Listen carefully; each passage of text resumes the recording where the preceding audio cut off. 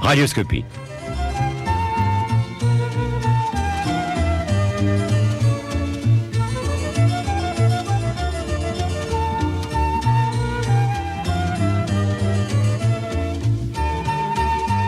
Radioscopie. Yannick Noah. Jacques Chancel.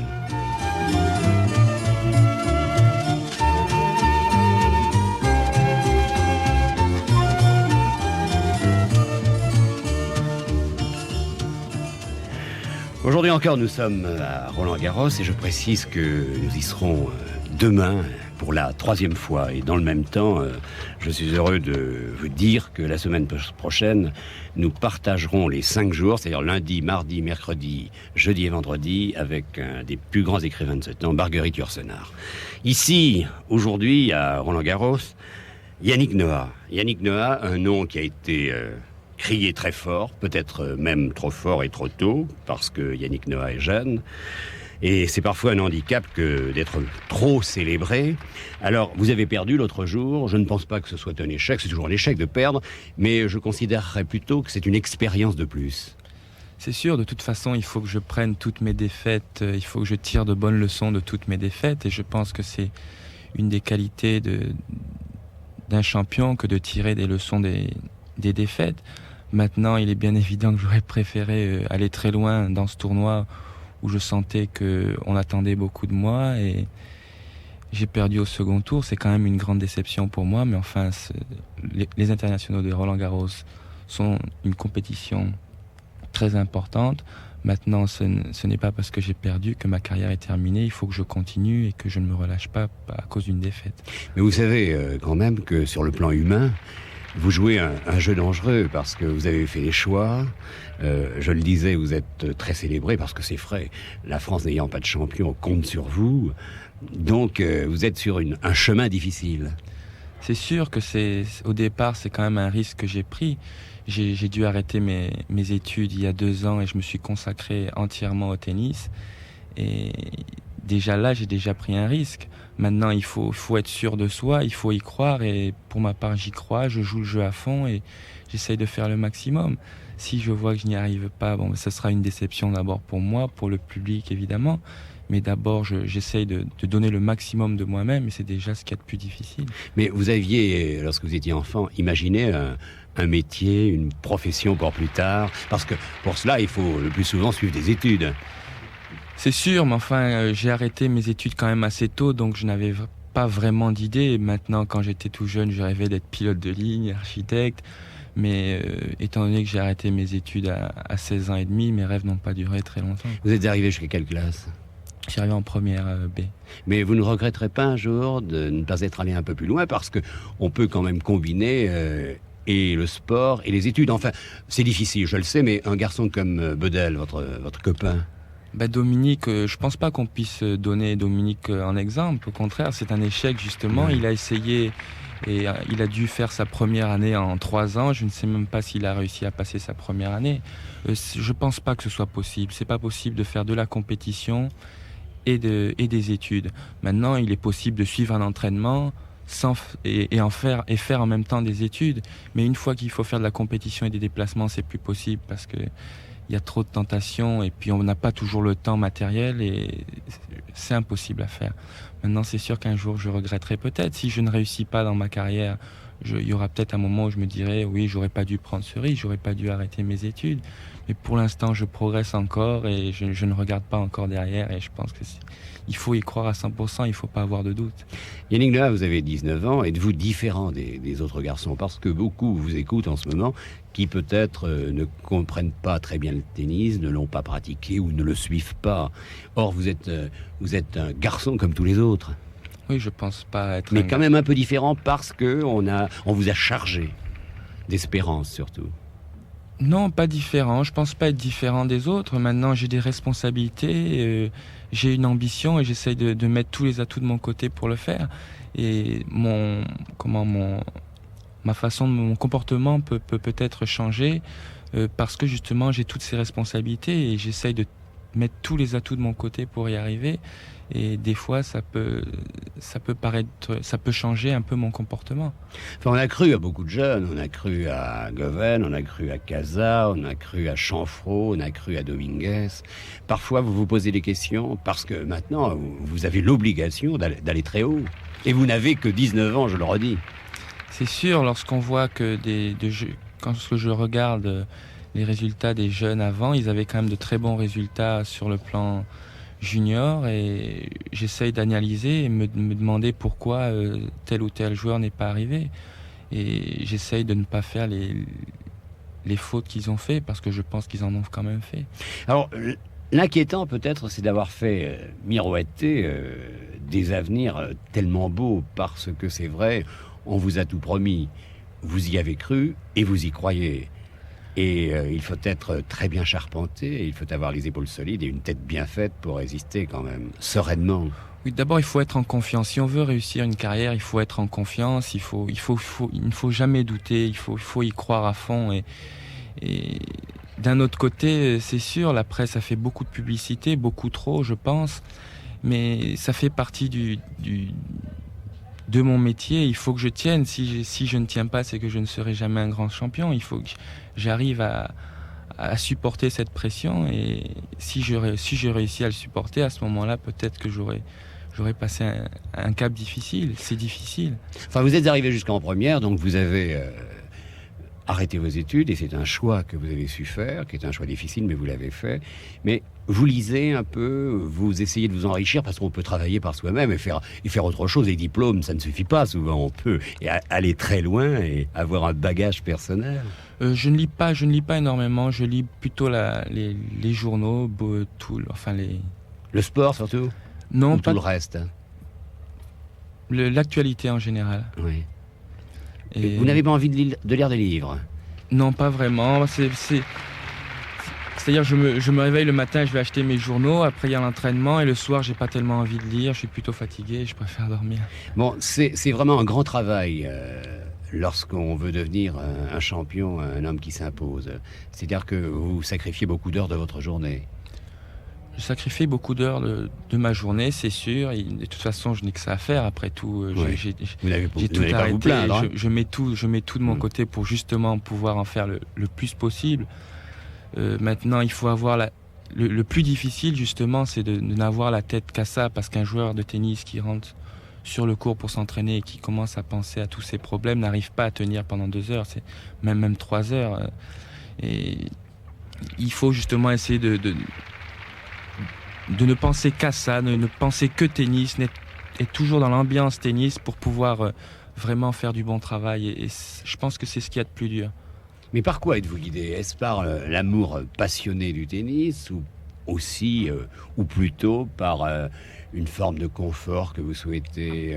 Parce que c'est vrai, il y a au bout du compte l'argent, et déjà vous vous y êtes habitué. C'est sûr qu'il y a beaucoup d'argent dans le tennis, et un joueur de tennis qui arrive dans les premiers peut avoir une vie relativement aisée. Maintenant, je pense pas qu'on puisse faire une carrière sans vraiment aimer le tennis, parce qu'on peut pas passer 5-6 heures, parfois 7 heures d'entraînement sur le court, sur un cours de tennis, et ne pas aimer ça. Il faut adorer ça, parce que sinon on en aurait marre au bout d'une semaine, on ne pourrait pas tenir. Et on adore le tennis. Je pense pas qu'il y ait un seul professionnel sur le circuit. Je parle des vrais professionnels, évidemment.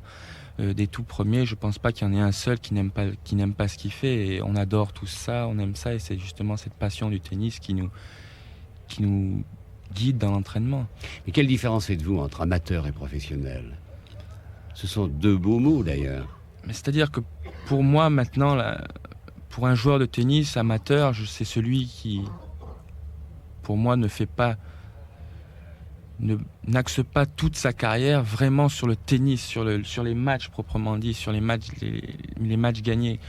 Pour moi, l'amateur, c'est le joueur qui joue un peu comme ça parce qu'il a des dons, qui a certaines qualités, qui arrive à se maintenir à un niveau, mais qui fait autre chose à côté. Et pour moi, celui-là, c'est un amateur. C'est pas vraiment le professionnel qui essaye de faire le maximum sur le court et qui a pour seul but de gagner des matchs.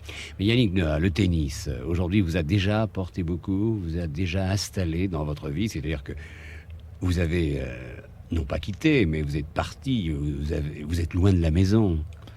Vous êtes en liberté. C'est sûr, j'ai été habitué très tôt à vivre tout seul, puisque j'ai quitté ma famille quand j'avais 11 ans. Et bon, je me suis habitué un peu à vivre tout seul, à me débrouiller tout seul. Alors, au départ, c'était pas facile, c'était même très difficile. J'ai eu des problèmes, j'avais envie de rentrer, j'avais un peu le mal du pays. Et j'ai vraiment passé des moments difficiles maintenant, que je ne regrette pas d'ailleurs. Mais c'est un peu le fruit de tout ce travail, de ces sacrifices que je suis en train de cueillir maintenant. Et enfin, il me reste quand même le plus dur à faire et j'en suis conscient et je pense que ça va être vraiment très très dur.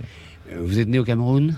Non, je suis né à Sedan, où mon père était joueur de football. Mais vous êtes Camerounais dans l'âme ? Qu'est-ce que vous êtes ? Français, Camerounais ? Je suis français. Sedanais ou niçois ? Je suis français, de père camerounais, de mère française, ayant vécu à Nice et vivant maintenant à Paris. Mais non, c'est sûr que je suis quand même attaché au Cameroun, parce que mon père est camerounais, j'ai de la famille au Cameroun. J'ai vécu longtemps au Cameroun, mais enfin, je suis français, j'ai beaucoup d'amis français, ma mère est française, je suis né en France, et puis c'est comme ça, je veux dire, je n'essaye pas de choisir une fraternité aux dépens de l'autre, je veux dire, c'est comme ça, je suis franco-camerounais, j'ai choisi la nationalité française, mais au fond de moi, je suis aussi proche des Camerounais que des Français. Et quelles sont les raisons qui vous ont poussé à prendre votre liberté si jeune, 11 ans quand même ? Au départ... c'est la fugue ? Non, au départ, vous savez, quand vous êtes jeune, dès que vous pouvez quitter vos parents, vous êtes tout content et tout. Et bon, moi, j'ai eu la possibilité, on m'a offert un stage à Nice pour pouvoir justement me tester. Et j'ai pu, à la suite de ce stage, rentrer au tennis études de Nice. Et pour moi, c'était extraordinaire de pouvoir aller en France tout seul, me débrouiller, laisser les parents qui m'ennuyaient. Et bon, si au début j'avais un peu cette optique, après je me suis aperçu que ça allait être très difficile. Mais c'est justement cette passion du tennis que j'ai eue dès mon plus jeune âge qui m'a justement gardé à Nice. Et c'est pour ça que j'ai tenu et que je ne suis pas rentré chez moi, parce que plusieurs fois je me disais, bon allez, je rentre, il y en a marre, je vais tranquillement chez moi. Je ne vais pas réussir. Non, parce qu'au départ on ne pense pas tellement à la carrière, même si on s'entraîne. Vous étiez quand même ambitieux très vite.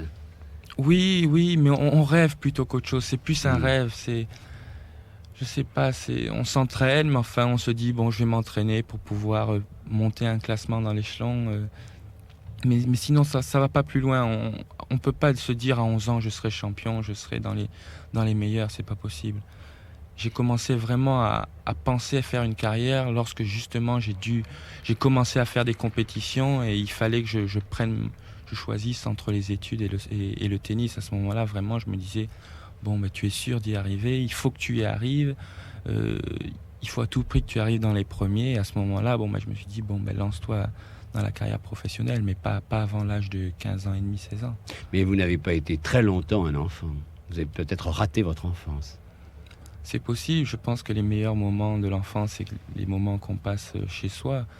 Mais je ne le regrette pas, parce que si je devais recommencer, je ferais exactement ce que j'ai fait. J'irais à Nice, je me couperais de ma famille, et tant pis, c'est dur, mais je veux dire... Ils ont compris, eux, votre père, votre mère ? Oui, je pense avoir eu la chance d'avoir un père qui a fait une carrière dans le sport, puisqu'il a joué au football. Et je pense que lui sentait bien que j'aimais beaucoup le tennis, que j'avais envie de faire quelque chose, et il ne m'a jamais freiné. Au contraire, il me poussait sans me forcer. Il voyait très bien que j'aimais ça, j'avais pas besoin d'être forcé, mais enfin il me laissait faire. Et quand il a vu que je voulais aller à Nice pour m'entraîner, à ce moment-là, il m'a laissé carte blanche.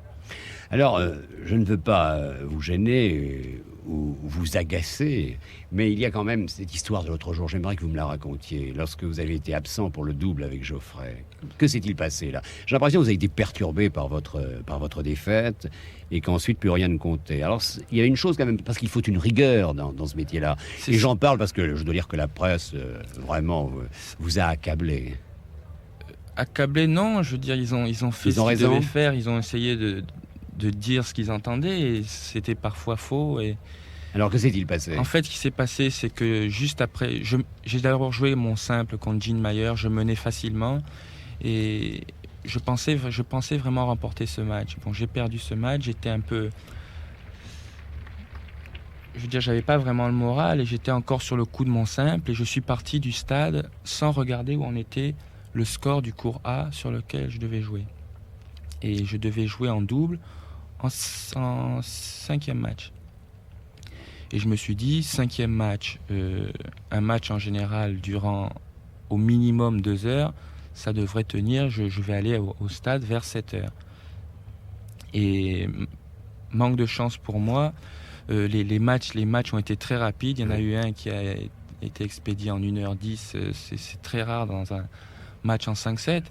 Mais je veux dire, c'est pas une excuse, c'est une explication, je vous dis ce que j'ai fait. Il ne fallait pas aller au cinéma. C'est pas une excuse, il fallait pas que je parte, Ouais. il fallait que je regarde avant de partir où en était le score. Je ne l'ai pas fait, c'est une erreur et j'en suis d'autant plus navré que non seulement pour moi, mais surtout pour François Geoffrey qui comptait énormément sur ce double pour avoir éventuellement une sélection en Coupe Davis, et je me rends bien compte que là je lui ai complètement ôté toutes ses chances et je le sais, et je veux dire, j'en suis... Vous en avez parlé avec lui? Je n'ai pas eu l'occasion d'en parler vraiment avec lui, mais je sais très bien ce qu'il ressent. C'était une de ses dernières chances, et à cause de moi, il n'a pas pu la saisir, et j'en suis vraiment désolé. Il faut aller le voir. Il ne faut surtout pas laisser passer le temps, Yannick Noah.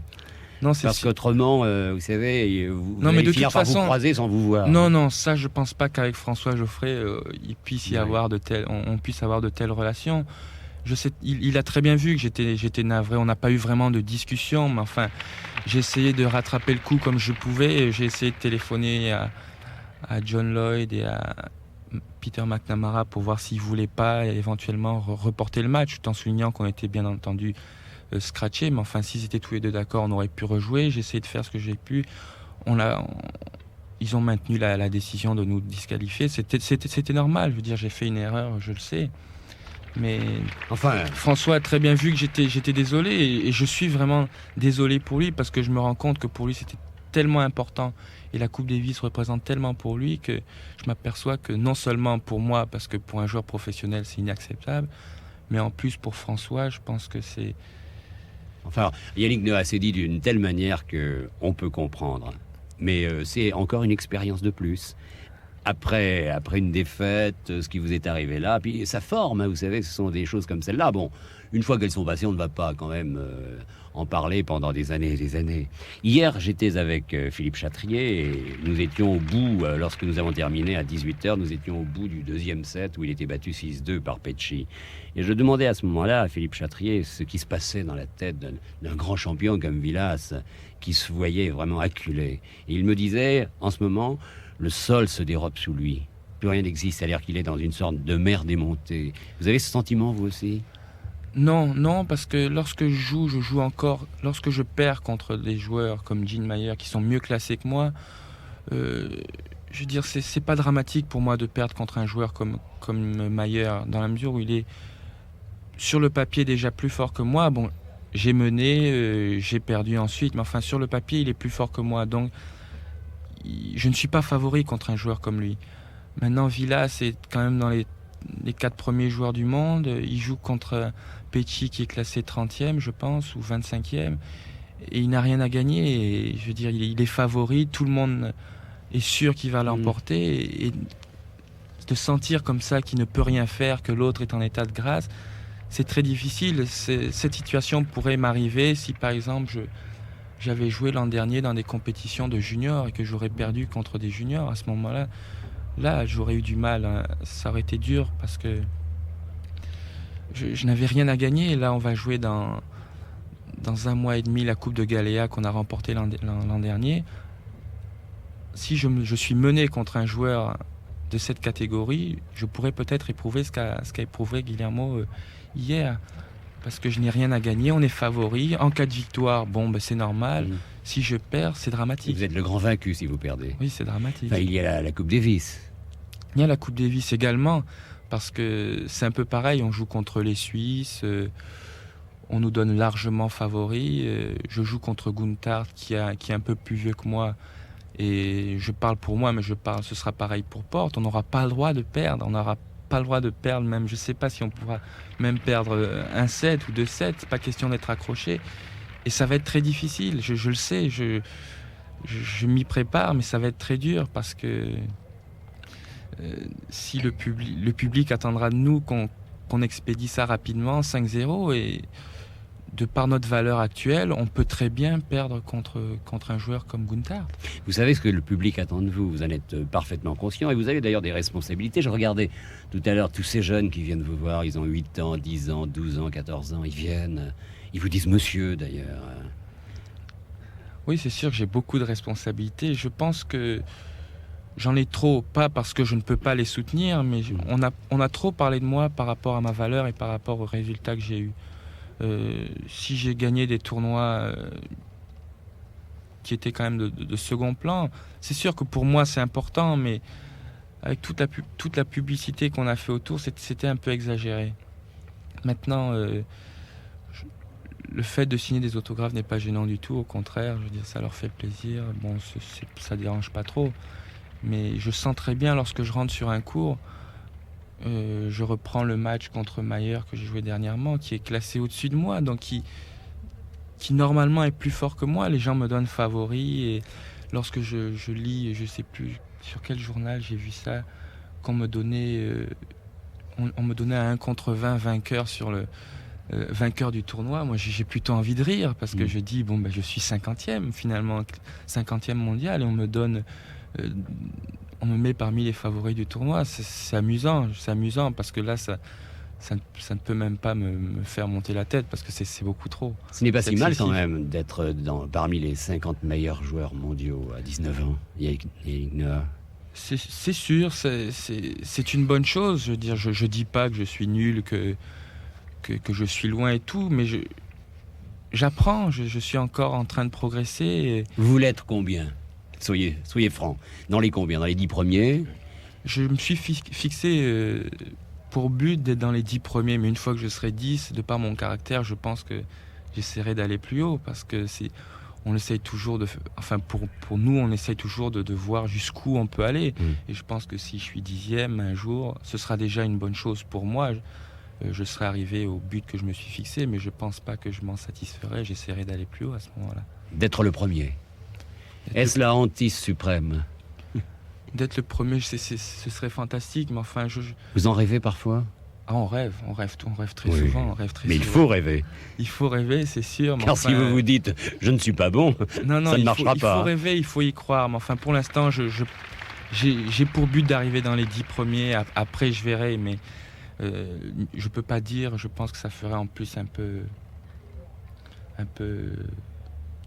On penserait que j'ai un peu la grosse tête si je disais... Un peu vaniteux. Si je disais je vais être numéro 1 mondial, je pense que c'est... Vous aurez la rigueur morale, vous aurez le caractère, par exemple, des mousquetaires, parce que il faut avoir beaucoup de qualités. Sur le court, vous avez un jeu, vous avez du talent, comme on dit.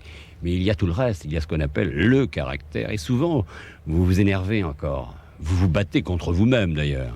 C'est sûr, il y a des moments où je perds un peu les pédales, mais je pense que c'est parce que je n'ai pas vraiment l'habitude des compétitions devant un tel public. Je perds peut-être un peu les pédales, mais je pense m'être un peu amélioré sur ce plan-là, et j'espère que je m'améliorerai encore, parce que de ce côté-là, j'ai un long chemin à faire, et si je continue comme ça, je pense pas que je pourrais y arriver.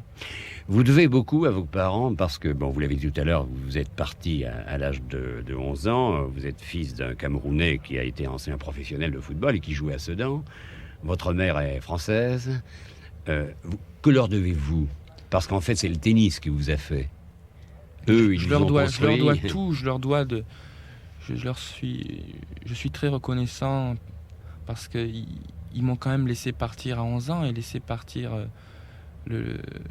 son fils à 11 ans pour Vous avez des frères, des sœurs ? J'ai 2 petites sœurs, mais enfin, j'étais le fils aîné, et me laisser partir comme ça, je pense que toutes les familles ne le feront pas, parce que c'est une décision quand même très difficile pour les parents de laisser le fils partir comme ça.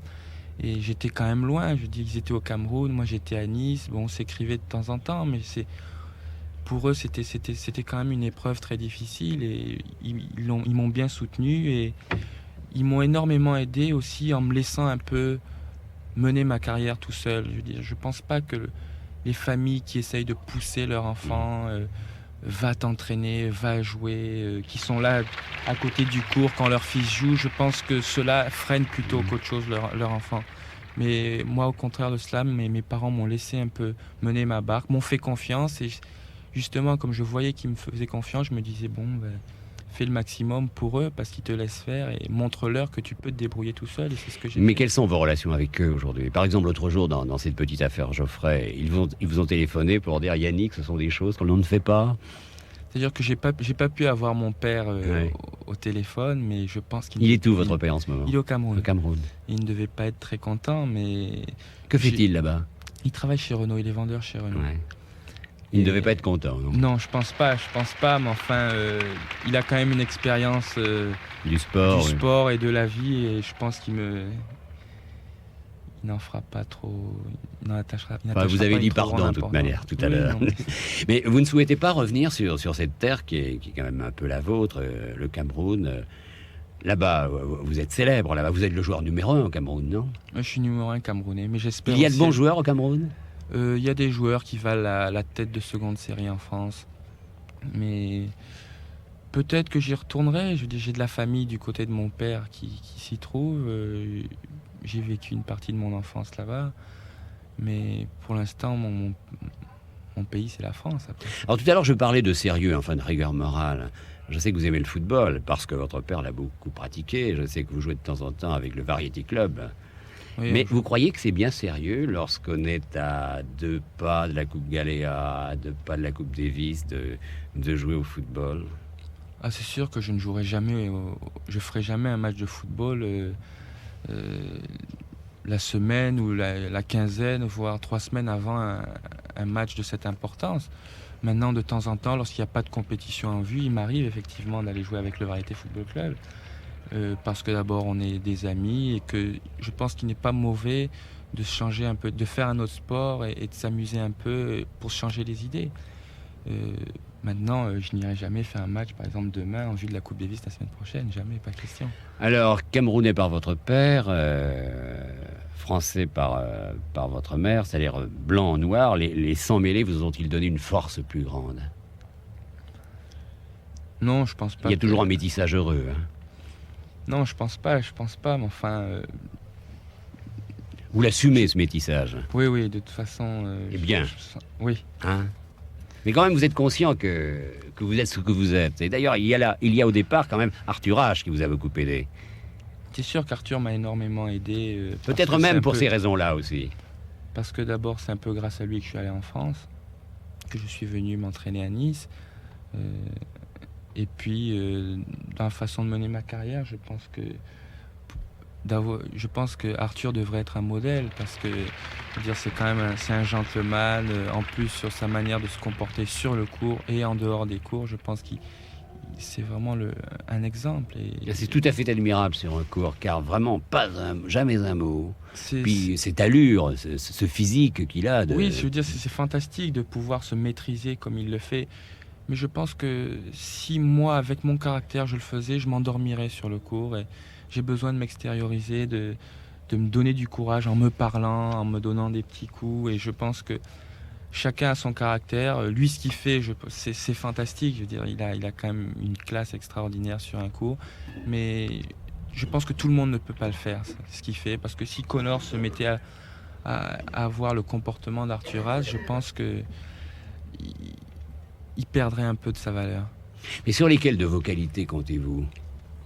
Mais je compte sur d'abord mes qualités athlétiques. Comme je suis grand, j'essaye de travailler au maximum mon service. Et Vous mesurez il faut combien? 1m90.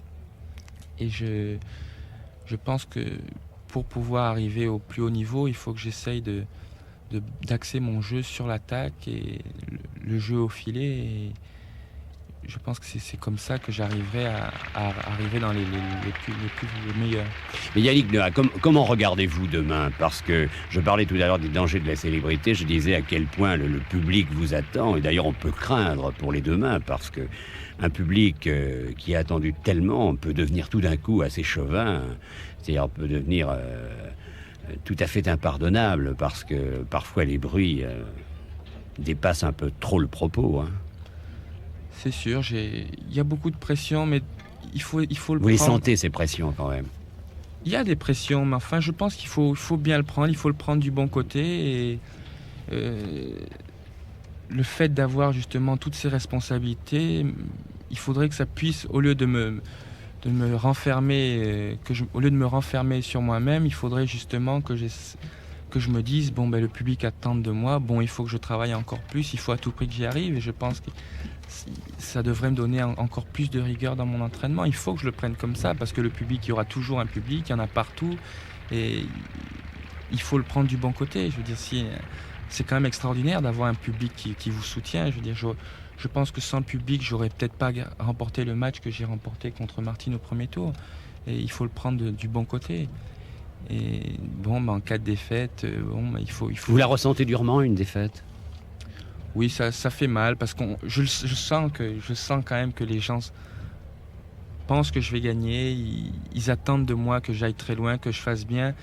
Et quand je rentre sur le court, ils m'encouragent énormément. Et pour ça, je me dis que j'ai pas le droit de les décevoir. Et pour eux, d'abord pour moi, mais aussi pour eux, j'aimerais leur offrir une victoire. Et le fait de ne pas y réussir toujours, même très rarement, est un peu décevant. Alors nous venons de voir un match, car nous sommes très bien placés, nous sommes très hauts et on voit ce terrain qui est magnifique à Roland-Garros. Chris Evert a gagné par 6-0, 6-3 contre, dites-moi Yannick Noah. Diane Fromholz. Alors, vous, devant Chris Evert, que pouvez-vous faire ? C'est-à-dire, vous la battez 6-0, non ? Est-ce la loi de l'homme et de la femme ? Non, je ne la bats pas 6-0. Alors, comment ça se passe ? Je ne la bats pas 6-0. Je pense qu'à mon niveau, un joueur classé dans les 50 premiers devrait gagner facilement. 6-1, 6-3. Je pourrais peut-être la battre une fois. Parce que 6-0. C'est un jeu magnifique, hein, qu'elles ont, ces dames. C'est sûr que Chris Evert étant quand même au-dessus du lot, je pense qu'elle se situerait dans les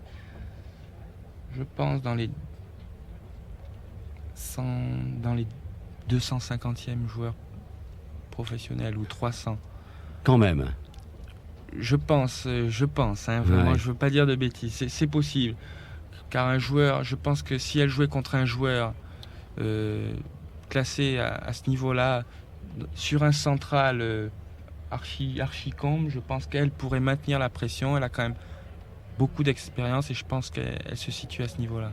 De temps en temps, vous avez l'esprit un peu cocardier, un peu nationaliste. Vous vous dites, il faut que j'arrive très loin, il faut que j'arrive très haut pour vraiment porter les couleurs de la France. C'est une chose qu'on se dit lorsque vous êtes à l'étranger, bien sûr, vous y pensez. C'est une chose qu'on se dit lorsqu'on joue, surtout en Coupe Davis, où on représente vraiment notre pays. Maintenant, non. Quand je gagne un match, c'est pour moi. Je veux dire, lorsque je remporte un match aux États-Unis, je ne crie pas Vive la France. C'est pour moi. Je dis Vive moi. Et puis bon, mais si ça peut avoir des répercussions sur la France, je veux dire, je sais que les Français attendent un joueur français. Ah, vous êtes une forme d'ambassade sur le terrain. Ah, c'est sûr qu'à l'étranger, on est une forme d'ambassade. Nous sommes un peu des ambassadeurs. Mais quelles sont les choses qui vous manquent ? Qui me manquent ? Oui, dans la vie, vous auriez voulu avoir quoi en plus ? Puisque déjà, la vie et le tennis vous ont beaucoup donné. Mais ce qui me manque, c'est les parents qui ne sont pas là, cela vous manque ? Ou bien vous profitez encore totalement de votre liberté ? Non, je profite énormément de ma liberté. Et j'ai quand même été habitué très tôt à vivre tout seul, donc je pense pas manquer beaucoup à mes parents, et ils me manquent pas vraiment parce que lorsqu'on a quitté ses parents à 11 ans, on s'est habitué à vivre tout seul. Bon, ben on est réglé. On devient un peu égoïste, non ? Peut-être une forme d'égoïsme, mais enfin, il fallait que je sois comme ça au départ pour pouvoir tenir. Il fallait que je sois comme ça, il fallait que je me débrouille tout seul. Et maintenant, je continue comme ça. Maintenant, lorsqu'un joueur voyage beaucoup, de temps en temps, il aimerait pouvoir un peu rester avec ses amis et tranquillement et ne plus voyager, parce que les voyages sont... C'est extraordinaire de pouvoir voyager comme on le fait toute l'année, mais vous en profitez de vos voyages, c'est-à-dire vous allez quelque part, vous allez pour jouer, vous regardez le pays, vous êtes intéressé par ce qui s'y passe, par la culture de ce pays, par son histoire. En fait, ça dépend. Si on joue bien dans le tournoi, on n'a pas le temps de visiter, on ne voit pas grand-chose parce qu'on est pris tous les jours de la semaine. Mais si on perd, et ça nous arrive quand même assez souvent, à ce moment-là, on peut visiter, on peut voir un peu du pays, avoir des contacts avec les gens. Et je pense que c'est quand même un peu idiot de ne pas pouvoir visiter les pays où on va, parce qu'on a déjà fait plusieurs fois le tour du monde. Enfin, un autre métier ne vous aurait pas donné ce que vous avez en ce moment. Sur quel plan? Sur le plan déjà des voyages, de l'enrichissement personnel. Ah, c'est sûr que je pense... Parce que je le répète encore, vous avez 19 ans. Hein. On peut pas voyager plus qu'on le fait. Toutes les semaines, on est dans un endroit différent.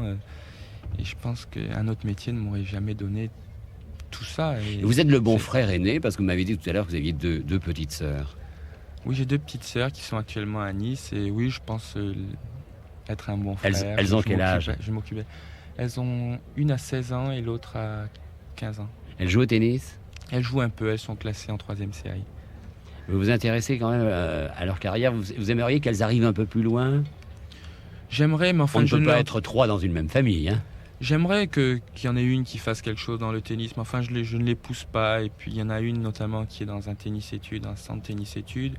Bon, elle a eu un moment où elle en avait un peu marre. Il ne faut pas pousser, parce que quelqu'un qu'on pousse n'y arrive pas. Il faut qu'elle se débrouille tout seule, il faut qu'elle ait envie de le faire.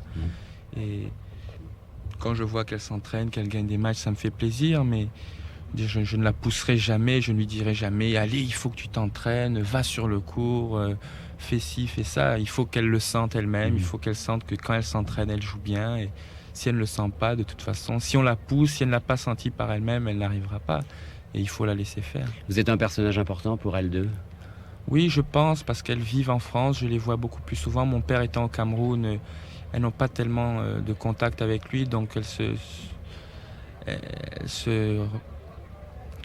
viennent vers vous, elles se replient un peu. Elles se replient un peu vers moi, et je pense que pour elles, je suis un peu un deuxième père, mais enfin un jeune deuxième père. Enfin, il y a en vous, Yannick Noah, de sourdes violences. Vous avez parfois quelque chose du tigre. Alors, êtes-vous méchant? Sur un cours, il faut être méchant. Je pense que sur un cours, il faut... il faut s'entendre sur le mot méchant. Il faut être méchant, il faut réussir justement à haïr son adversaire.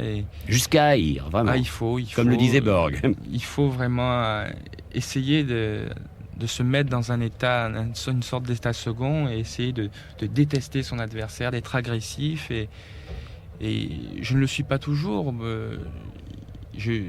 Vous savez, quand il y a du public, vous êtes beaucoup plus concentré que lorsque vous jouez devant 400 ou 500 personnes. Ici, à Roland-Garros, on est beaucoup plus concentré. 18 000 personnes, oui. Je suis peut-être je donne peut-être l'impression d'être plus agressif que les autres parce que je m'extériorise plus.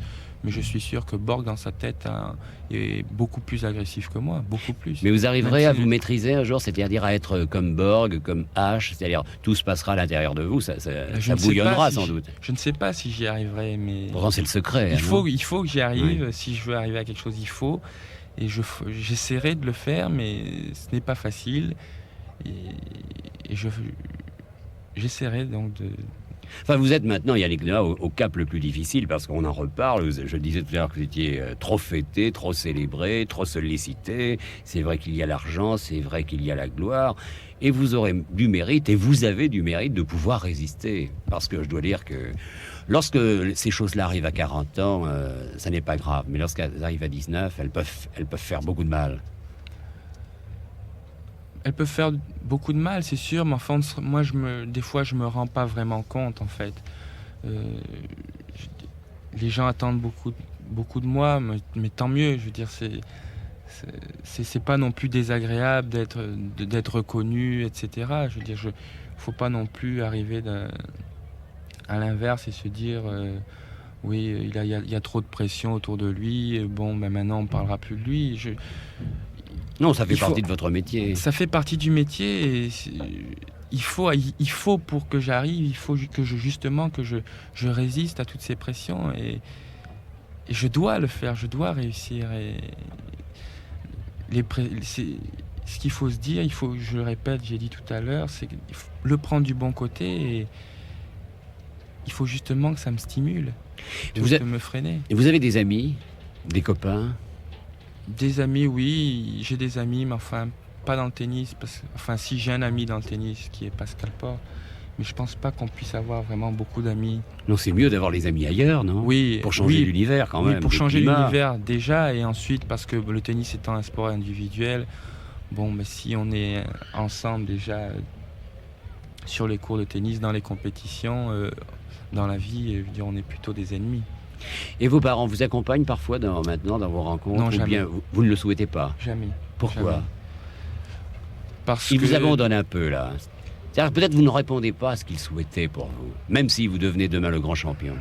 Ils vous auraient préféré peut-être ingénieur, médecin, enfin je ne sais pas. Non, parce que je veux pas donner. J'aimerais pas qu'ils aient l'image de certains parents qui sont là, qui suivent leur enfant, qui le poussent, qui sont là à parler pour eux.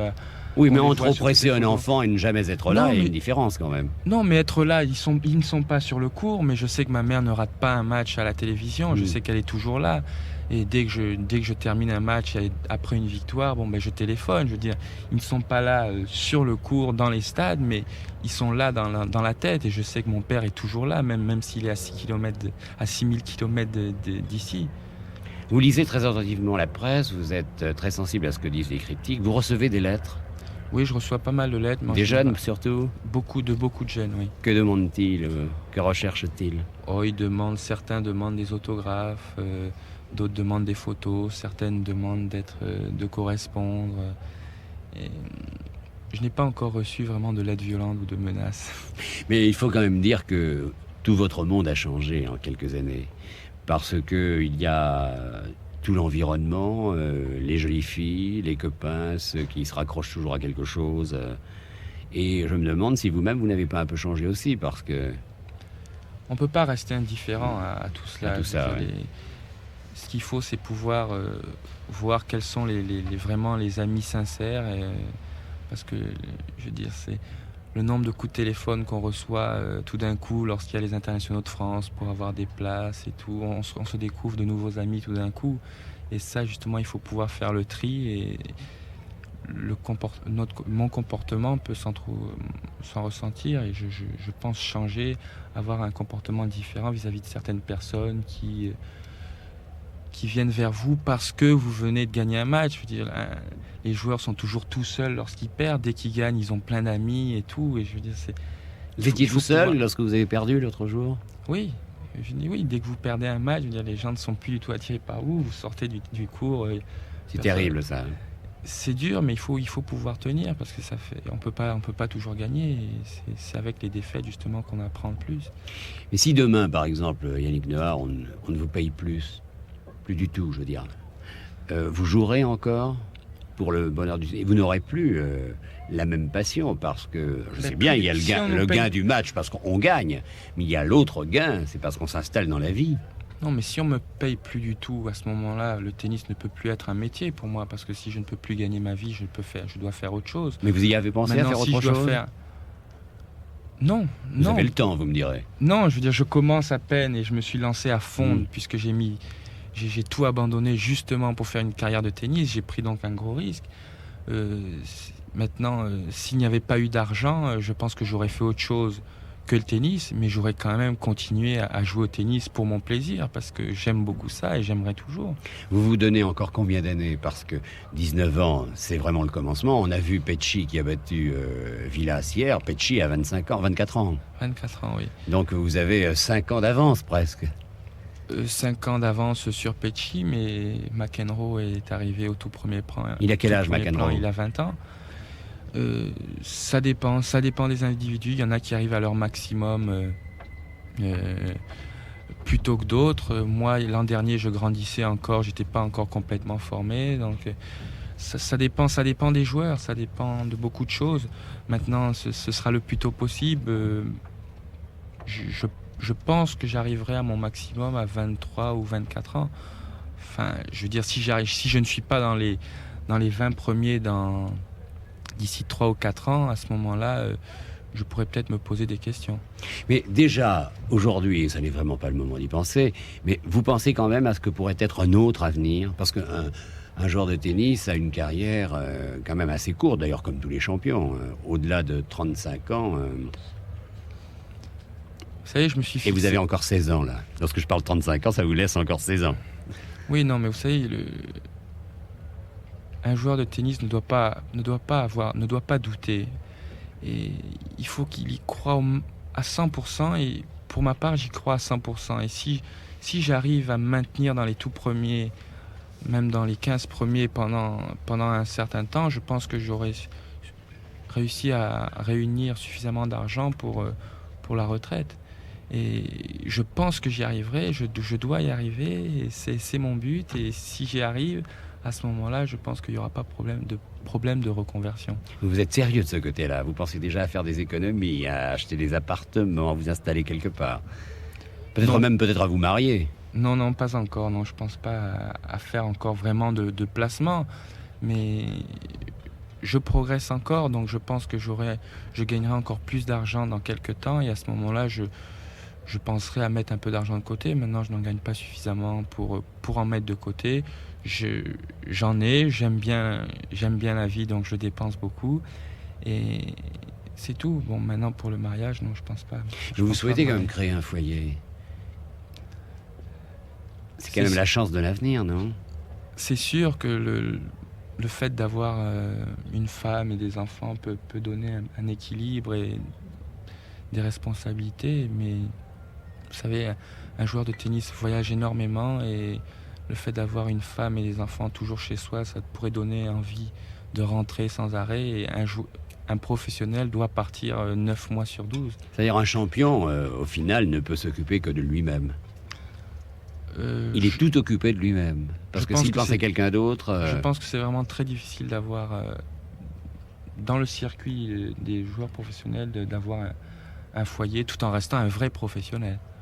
Vous aimez vraiment Paris et vous y êtes installé. Enfin, vous faites partie du club de Nice. Oui, je suis toujours sociétaire au club de Nice, et j'habite Paris. C'est une ville que j'aime beaucoup d'abord, et ensuite la fédération est à Paris. La plupart des joueurs s'entraînent à Paris, donc il fallait que je m'installe à Paris. Enfin, nous disions tout à l'heure, et nous parlions de négritude, vous êtes parfaitement intégré, mais vous avez joué en Afrique du Sud? Oui, j'ai joué l'an dernier. Mais pour prouver que... Non, d'abord, j'ai joué parce qu'il y avait un tournoi de tennis, et j'y ai joué pour faire mon métier. Maintenant, j'avais envie de bien faire, j'avais envie de démontrer qu'un joueur de tennis noir pouvait également y arriver. Mais au départ, c'était pour jouer au tennis, et je n'avais pas aucune idée derrière la tête en allant là-bas.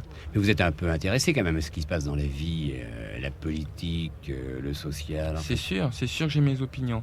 Maintenant, je ne pense pas que ce soit une très bonne chose de faire des déclarations pour telle ou telle tendance. Il vaut mieux un peu attendre. Hein. Je préfère attendre, et je pense que c'est mieux.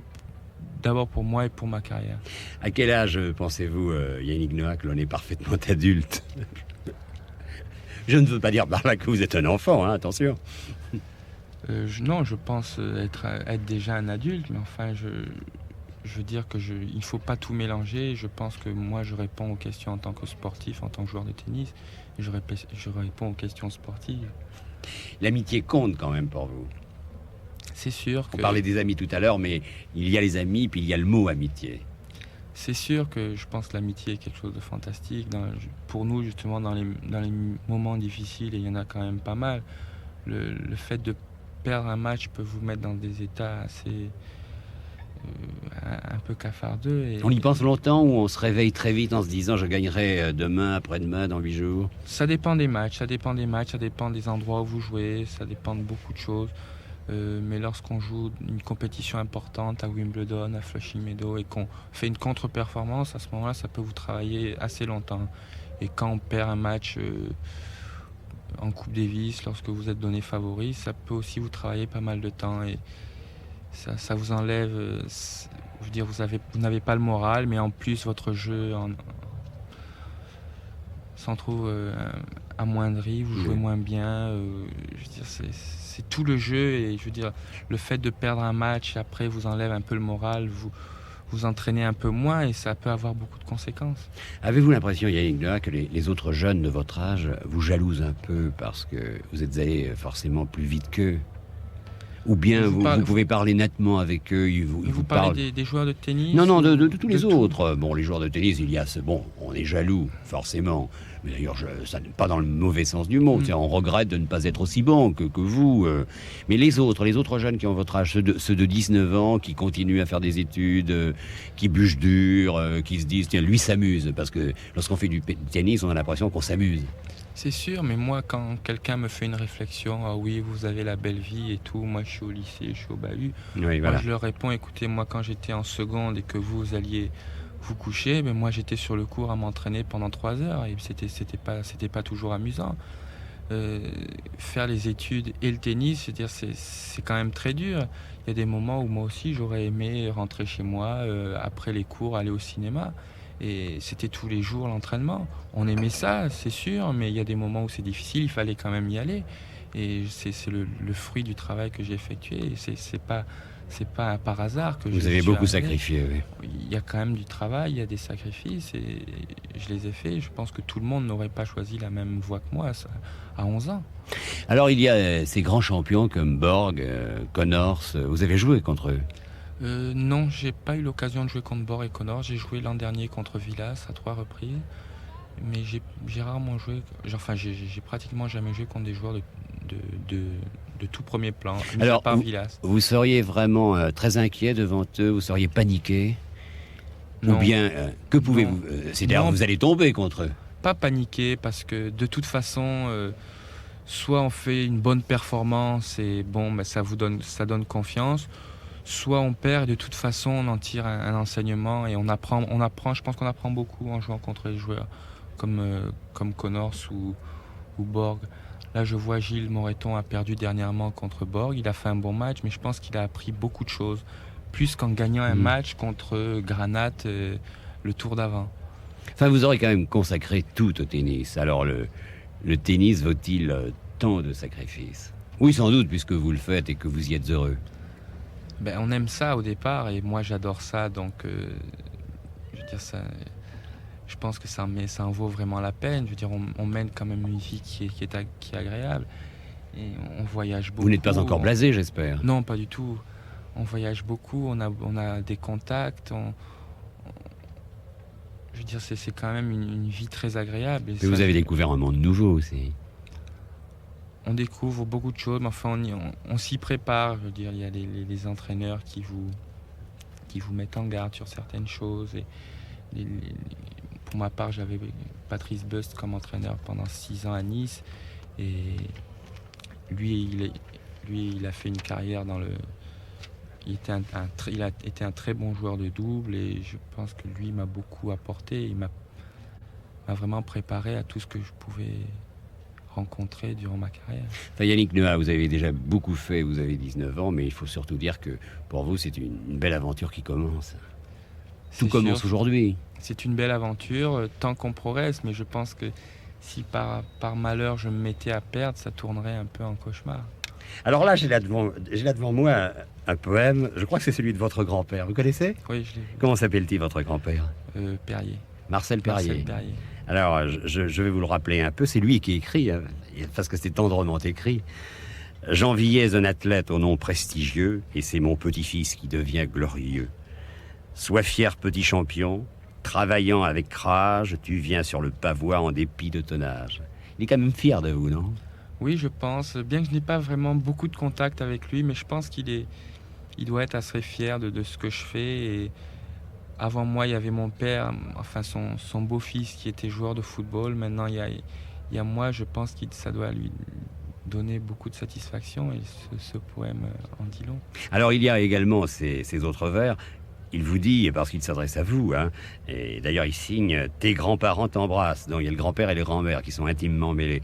Alors il vous dit « Continue à lutter, sois fier de tes succès, mais demeure aussi bon, aussi simple d'accès ». Il a tout prévu, hein, parce que c'est cela peut-être le plus difficile. C'est très dur, c'est très dur parce que, je le répète, lorsqu'un joueur commence à avoir un nom et commence à être connu, il est très sollicité et je pense qu'il doit y avoir une barrière parce que c'est pas possible de continuer à à répondre à toutes les questions, parce que vous rencontrez tellement de gens. Pendant une compétition, le fait de signer sans arrêt des autographes, de répondre, d'avoir des interviews à gauche, à droite, c'est une mauvaise chose parce que vous vous dispersez, vous ne pensez pas à votre match. Et la première chose doit être de penser à votre match, à votre sport. Et au tennis, pour bien jouer, il faut que je pense au tennis, il ne faut pas que je pense à tous les problèmes, tous les à côté et tous les problèmes extra-tennis. Je me suis aperçu, Yannick Noah, que vous n'aviez pas perdu la tête. Je vous remercie de nous avoir accompagnés pendant cette heure. Je rappelle que nous étions à Roland-Garros. Je voulais dire tout à l'heure, il a plu un tout petit peu. On a mis des grandes bâches sur le court. On est en train de les enlever, ce qui semble dire que les parties vont reprendre. Hier, je recevais Philippe Chatrier, qui est le président de la Fédération française de tennis, de la Fédération internationale de tennis aussi. Nous avons parlé du tennis et du rôle d'éducation du tennis. Et nous avons parlé des jeunes. Aujourd'hui, c'était un champion, Yannick Noah, qui vous parlait de sa vie. Yannick Noah a 19 ans. Et demain, ce sont deux fous du tennis. Jean Gachassin, qui a été l'international de rugby, que vous savez, qui est un excellent joueur de tennis, puisqu'il est deuxième série. Et puis, un autre fou, Jean-Loup Dabadi. À demain, bonsoir.